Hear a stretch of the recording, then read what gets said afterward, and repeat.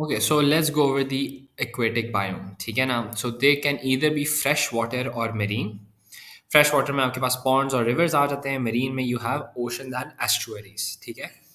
So fresh water regions में you have ponds and lakes. You have rivers and streams, and you have wetlands. So if you talk a bit about ponds and lakes, they are spread over a few square meters to thousands of square kilometers. And many ponds are seasonal.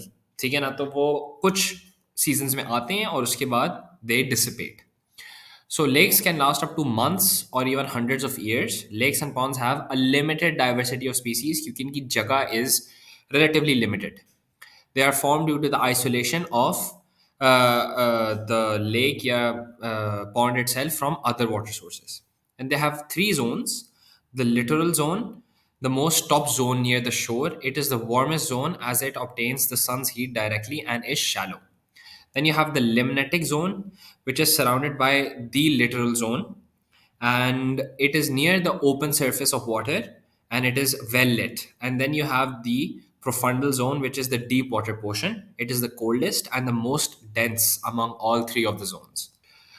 Then you have streams and rivers. ठीक है ना? अब these are unidirectional water bodies and they start from specific sources जैसे springs हो गए, snow melts या sometimes even lakes.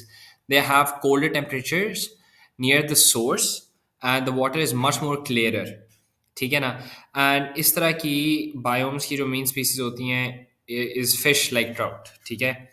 As they flow, they become muddy and less clear, and eventually they run into a larger water body, such as an ocean, or meet with other rivers.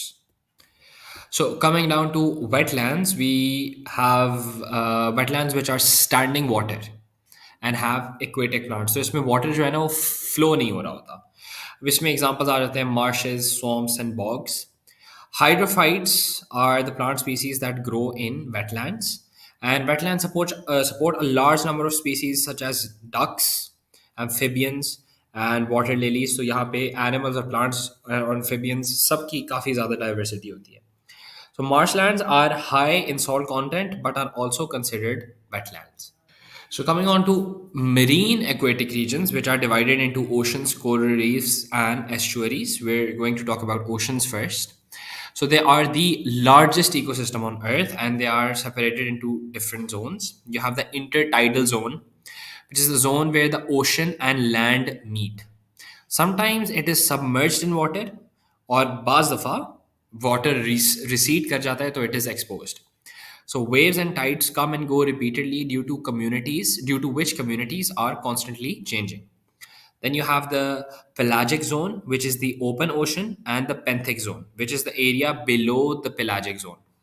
It does not include the very deepest parts of the ocean. The lowest part of the zone consists of dead organisms and sands. Then you have the abyssal zone, which is the deep ocean, and it is very cold, consisting of water which is around 3 degrees Celsius, very high pressure, very high oxygen content, and very low nutritional content. ठीक है ना? So it has a lot of species of invertebrates and fish, and a lot of them haven't been discovered yet.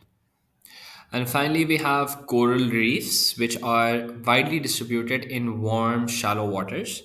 And they can be found as barriers along continents like the Great Barrier Reef is an example. ठीक है ना? और ये Australia के करीब है. Fringing islands and atolls. Coral reefs are low in nutrients, so they obtain food via algae through photosynthesis. So they are mostly populated by algae. Okay, and lastly, you have estuaries, which are marine water and fresh water merging to form estuaries. And if you look at this diagram, यहाँ से आपका marine sea water और यहाँ से आपका fresh water merge कर रहा है to make a unique ecosystem due to different salt concentrations. और यहाँ पे you have a diverse population of algae, seaweeds, marsh grasses, and other organisms.